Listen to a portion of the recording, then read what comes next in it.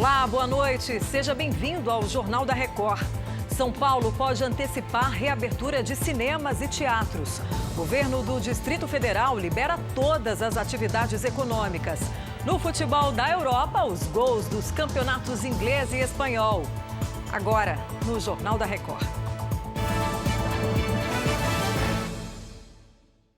Oferecimento Bradesco, reconhecendo e incentivando nossa gente guerreira.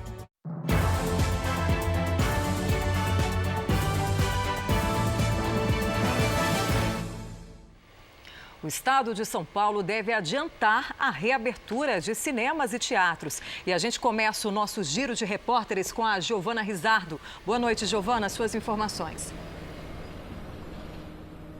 Oi, Patrícia, boa noite para você, boa noite a todos. O governo fez uma revisão de alguns protocolos que estão no Plano São Paulo, que funciona como um guia de reabertura para cidades aqui do estado. Teatros, cinemas, salas de espetáculo estavam previstas para reabrir somente na última fase, a fase azul.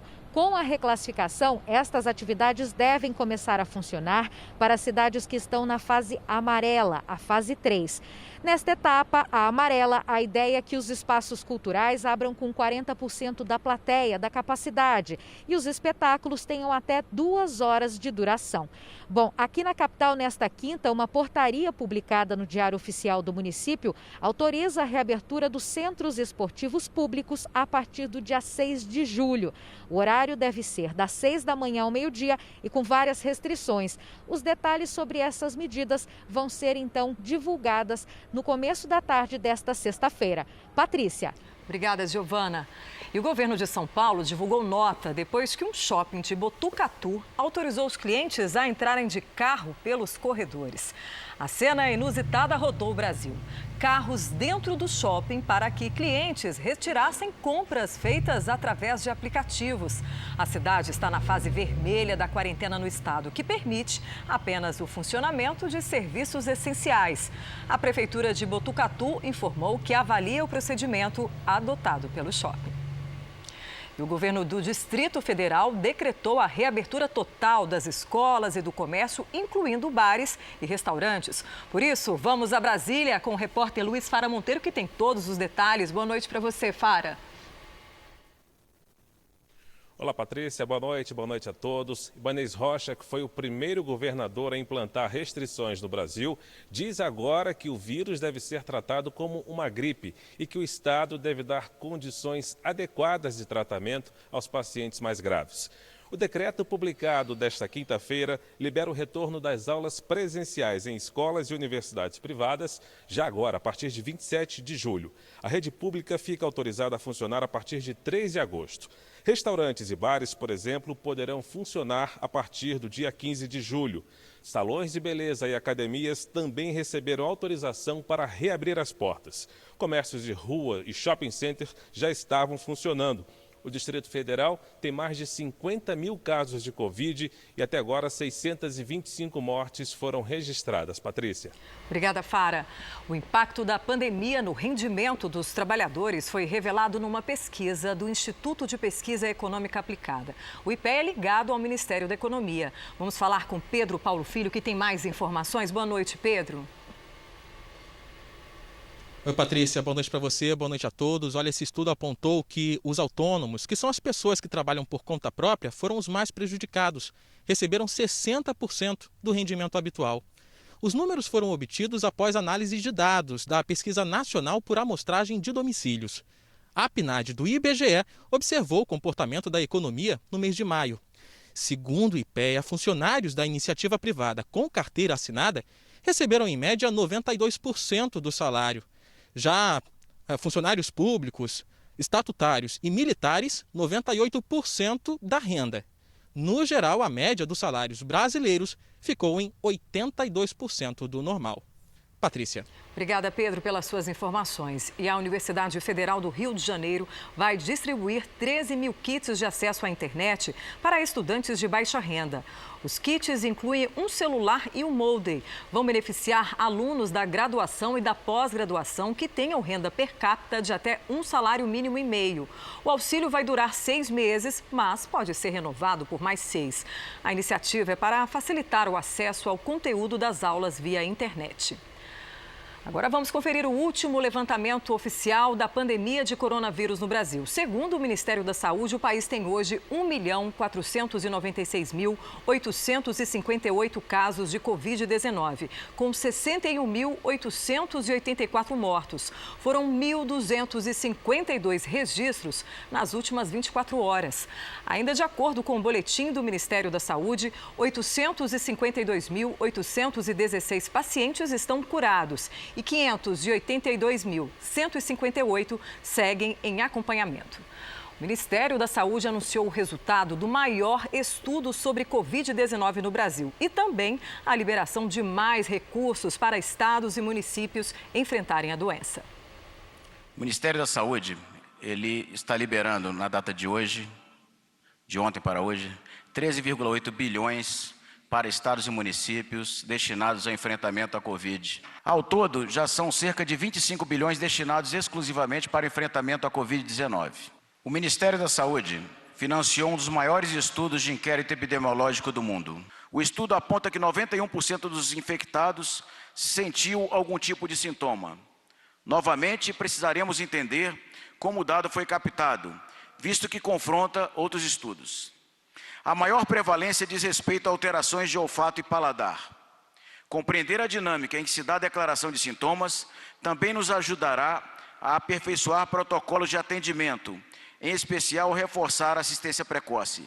Isso servirá também para protocolos de triagem para o retorno seguro às atividades. No Rio Grande do Sul, uma das principais tradicionais feiras agropecuárias do Brasil foi cancelada. A Paloma Poeta tem as informações. Boa noite, Paloma. Olá, boa noite, Patrícia. A edição deste ano da Expo Inter foi cancelada em função da propagação de coronavírus. A decisão foi tomada depois de uma reunião entre o governo do estado com os promotores da feira, que decidiram pelo cancelamento em comum acordo. No dia 18 de junho, a feira já havia sido remarcada para 26 de setembro. Mas a indefinição em relação ao avanço da Covid-19 aqui no estado levou o Poder Executivo a cancelar o evento de vez. A Expo Inter costuma receber milhares de visitantes de vários países da América Latina e movimenta, em média, 2 bilhões de reais em vendas de máquinas e equipamentos agrícolas, além de negócios envolvendo a pecuária. Patrícia. Obrigada, Paloma, pelas suas informações. Autoridades da Argentina retomaram as operações aéreas para combater a nuvem de gafanhotos que ameaça os campos agrícolas. A cidade mais afetada, Esquina, faz fronteira com o Rio Grande do Sul. O governo argentino afirma que conseguiu eliminar 15% dos insetos com a pulverização de agrotóxicos. Agora, espera reduzir o tamanho da nuvem, que chegou a ter pelo menos 40 milhões de gafanhotos. Santa Catarina decretou estado de calamidade pública depois que várias cidades foram devastadas pelo ciclone bomba. As informações com o repórter André Hold. Boa noite, André. Boa noite, Patrícia. A decisão de decretar estado de calamidade pública foi tomada durante uma reunião entre o governador e os prefeitos das cidades atingidas. A decretação facilita o acesso a recursos federais para obras de reconstrução. 152 cidades de Santa Catarina foram afetadas pela passagem do ciclone. 9 pessoas morreram e 2 continuam desaparecidas, uma em Brusque e outra em Tijucas, na Grande Florianópolis. O ciclone arrancou telhados de casas e prédios. Muitas árvores foram derrubadas e caíram em cima da rede elétrica. 1,5 milhão de consumidores chegaram a ficar sem energia depois do vendaval. Quase 200 mil residências ainda estão sem luz em diversas regiões do estado. Patrícia. Obrigada, André. Agora à noite, o presidente Jair Bolsonaro falou sobre essa calamidade em Santa Catarina. Ele disse que vai sobrevoar o estado no próximo sábado. Ciclone bomba, confesso que eu nunca tinha ouvido falar isso aí. Tinha ouvido falar já, não? Não, essa terminologia não. Não, eu também nunca tive falar isso aí. Então, afetou muito cidades, em especial Santa Catarina. Estaremos à disposição no que for possível atender aí a reconstrução, né, de parte desses estados. E ajuda humanitária também. E ajuda humanitária também. Eu assinei o decreto essa semana, presente o presidente da Câmara e do Senado. Então, mais 2 parcelas de R$600, que vão cobrir o mês de julho e agosto. A gente não pode continuar por muito tempo, como disse o Pedro aqui da Caixa Econômica, são 50 bilhões por mês. Não é dinheiro que está sobrando, nós estamos nos endividando com isso daí. Nossa dívida interna é bastante alta e a gente apela para os seus governadores e prefeitos que, cada vez mais, logicamente com responsabilidade que vocês todos têm, comece a abrir o comércio e botar a economia para funcionar de fato. O senador Flávio Bolsonaro foi intimado para prestar depoimento na ação que investiga o suposto esquema de rachadinha, quando ele era deputado estadual. O pedido dos procuradores não considerou que a investigação contra o senador foi para a segunda instância, após decisão do Tribunal de Justiça do Rio. A defesa de Flávio Bolsonaro confirma que foi notificada, mas diz que é preciso saber se o Ministério Público pode ou não fazer a intimação depois da mudança de foro. E vamos voltar a conversar ao vivo com o repórter Luiz Fara, que tem informações sobre a doação feita pela Embaixada da China de mais de 2 toneladas em equipamentos para ajudar no combate à Covid-19 aqui no Brasil. Fara. Então, Patrícia, olha, empresas, províncias e municípios da China já doaram, de fato, cerca de 30 milhões de reais ao país. Além de equipamentos médicos, como respiradores, desembarcaram no Brasil caixas com roupas de proteção, 15 mil máscaras cirúrgicas, 120 mil luvas e 260 camas. Ainda foram entregues 90 mil testes para coronavírus. A embaixada espera que o material também seja usado no tratamento de doentes em tribos indígenas da floresta amazônica. O consulado da China no Rio de Janeiro vem fazendo seminários online com o objetivo de promover a cooperação internacional contra a Covid-19 e aprofundar, segundo a embaixada, a ampla cooperação sino-brasileira. Patrícia. Obrigada, Fara. O Ministério da Justiça estuda a viabilidade de desmembrar a segurança pública da pasta. O presidente Jair Bolsonaro já cogitou essa possibilidade quando o Sérgio Moro ainda era ministro. E existe uma corrente aí no Congresso que também defende a mudança. O ministro André Mendonça falou sobre esse processo durante o JR Entrevista desta quinta-feira. Nós assumimos o ministério há 2 meses. Estamos fazendo um planejamento para a segurança pública e para a área da justiça. E a nossa intenção é, à luz desse planejamento, termos um diagnóstico sobre a necessidade ou não, para fins da melhor prestação do serviço, de uma divisão ou manutenção dos ministérios. Hoje não é possível dizer isso de forma clara, se melhoraria a segurança pública, ter um ministério exclusivamente para esse tema? Hoje penso que não. Nós tivemos uma experiência no passado recente com essa divisão. Ela trouxe benefícios a partir de 6 meses em função das atividades, mas nos primeiros 6 meses nós tivemos uma dificuldade muito grande, segundo relatos técnicos que eu tenho obtido, na execução das políticas públicas em função da burocracia própria à criação de um novo ministério. Essa decisão final vai caber ao Ministério da Justiça ou ao Palácio do Planalto? Sem dúvida ao presidente da República. O nosso papel é auxiliar o presidente da República.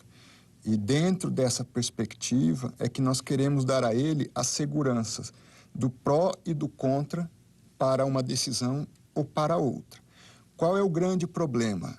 Nós fazermos isso no meio de uma pandemia, com um orçamento já planejado que veio do ano anterior, nós seríamos, de certa forma, não adequadamente responsáveis com a execução de todo um planejamento de política pública que nós necessitamos ter. Uma das grandes discussões sobre esse tema é sobre o comando de quem ficaria a Polícia Federal, a Polícia Rodoviária Federal e também o DEPEN, que é o Departamento Penitenciário Nacional. Na opinião do senhor, deveria ficar em que pasta se houver essa divisão? Quando nós tratamos de segurança pública, um ponto que é fundamental é a questão da gestão da informação. O que é a gestão da informação? Eu ter bases de dados sobre pessoas para que eu tenha facilitado a identificação de possíveis criminosos, onde estão e onde estão os bens desses criminosos, caso eu precise também decretar a perda desses bens ou produto do crime. Para isso, eu preciso ter integração das forças de segurança. Então, dentro dessa perspectiva, numa análise preliminar minha, não é uma análise definitiva, o ideal seria que todos estivessem num Ministério específico de Segurança Pública. Como é que está agora a atuação do Ministério da Justiça nessa questão de combate à corrupção? Há uma atuação efetiva, investigativa por parte da Polícia Federal. Nós temos demandado da Polícia Federal um acompanhamento específico, por exemplo, das questões de aquisições relacionadas à crise do Covid. Então, foram deflagradas já quase uma dezena de operações relacionadas a esse tópico. Situações graves têm sido verificadas, por exemplo, compra de material vencido para prevenção da doença, troca de material relacionado à limpeza e higienização por água, isso já verificado em provas e escutas colhidas. Ou seja, uma série de fatos graves que estão relacionados a isso. Cerca de R$2 milhões em notas falsas foram encontrados pela Polícia Federal em Araçatuba, interior de São Paulo. 3 pessoas foram presas. Além do dinheiro, os policiais encontraram papéis, impressoras, tintas e equipamento gráfico para a produção das notas. Os suspeitos tinham antecedente por crime de moeda falsa. E a farmacêutica suíça Novartis pagou um acordo bilionário para encerrar um processo nos Estados Unidos. Então vamos até Nova York com a correspondente Heloísa Vilela. Boa noite, Heloísa. Boa noite, Patrícia. A Novartis é acusada de subornar médicos para eles prescreverem os remédios de pressão e diabetes que a empresa fabrica. A Justiça americana disse que a empresa gastou o equivalente a R$500 milhões em subornos, viagens, jantares e palestras, sempre promovendo o tratamento de pacientes com os produtos da Novartis. A empresa da Suíça foi processada por fraude aqui nos Estados Unidos. Para encerrar o processo, ela concordou em pagar uma indenização de mais de R$3,5 bilhões. Essa é a segunda vez que a empresa faz um acordo na Justiça pelo mesmo motivo. A última vez foi em 2010, Patrícia. Daqui a pouco a gente volta a falar com você, Heloísa. Ainda nos Estados Unidos, quase 5 milhões de postos de trabalho foram criados no mês de junho. Foi o segundo mês seguido com mais vagas criadas do que fechadas. Mas a taxa de desemprego ainda é a maior desde a Segunda Guerra Mundial. O resultado de junho alavancou as bolsas de Nova York, que fecharam em alta. E essa retomada do emprego nos Estados Unidos repercutiu aqui no Brasil. O dólar valorizou pouco mais de 0,5%, vendido a R$ 5,34. E o índice da Bolsa de Valores de São Paulo encerrou o dia praticamente estável, acima dos 96 mil pontos. E a Suprema Corte do Reino Unido reconheceu Juan Guaidó como presidente da Venezuela. A decisão dá a Guaidó acesso às 31 toneladas de ouro que estão no Banco da Inglaterra. Recentemente, o governo Nicolás Maduro queria acessar as reservas avaliadas em 5 bilhões de reais, mas teve o pedido negado. O Banco Central da Venezuela anunciou que vai recorrer. Foi presa nesta quinta-feira uma ex-namorada e sócia de Jeffrey Epstein, bilionário americano condenado por abuso sexual de menores. Então, vamos voltar a falar em Nova York com a correspondente Heloísa Vilela, que traz todas essas informações. Patrícia, a Ghislaine Maxwell é acusada de ajudar Epstein a recrutar jovens de até 14 anos para serem abusadas. Segundo a denúncia, a socialite criava uma relação com as meninas e depois as convencia a fazer massagem em Epstein. Ela foi presa em New Hampshire, mas será julgada em Nova York, onde também ficará presa. A promotoria vai pedir que a ex-namorada do empresário não tenha direito à fiança. Jeffrey Epstein morreu em agosto do ano passado na cadeia enquanto aguardava julgamento. O atestado de óbito apontou suicídio. O empresário tinha uma rede de tráfico de menores que servia a muita gente famosa, segundo os promotores, até mesmo o príncipe Andrew, da realeza britânica. Obrigada, Heloísa, pelas suas informações. E subiu para 162 o número de mortos em um deslizamento de terra numa mina de pedras preciosas em Mianmar, sudeste da Ásia. Outros 54 mineiros foram encontrados vivos. Segundo o Corpo de Bombeiros, as fortes chuvas e constantes foram a causa do acidente. Equipes de resgate trabalham no local e o número de mortos pode aumentar.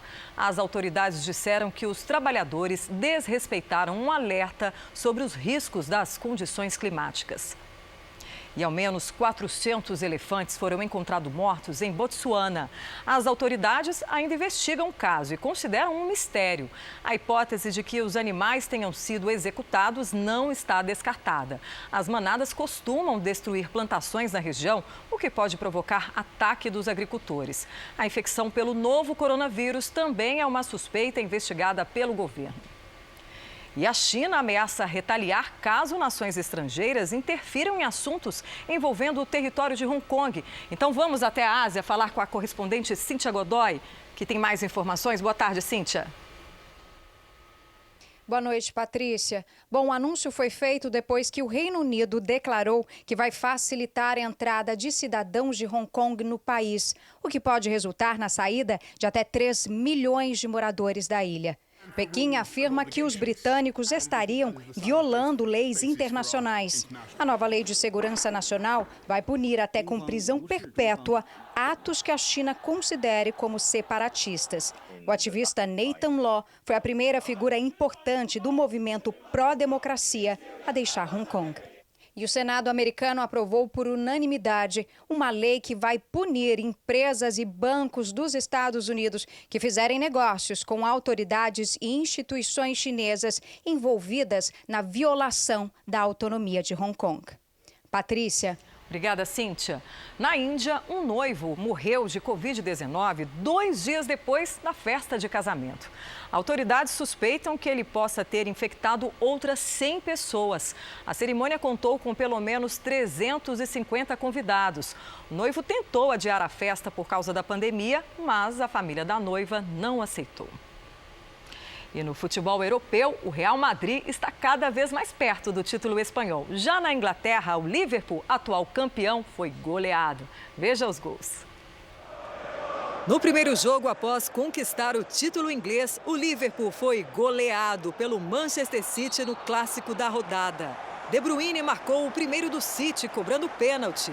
Sterling fez o segundo. Foden marcou o terceiro, sem chances para o goleiro brasileiro Alisson. E Sterling fechou o placar. Manchester City 4, Liverpool 0. No Campeonato Espanhol, o Real Madrid derrotou o Getafe por 1-0. O gol da vitória foi marcado por Sérgio Ramos em cobrança de pênalti. O Real abriu 4 pontos de vantagem sobre o rival Barcelona, na ponta da tabela. E essa edição do Jornal da Record termina aqui. Outras informações no Fala Brasil, às 8h45 da manhã. Fique agora com as imagens que marcaram esta quinta-feira e uma boa noite para você.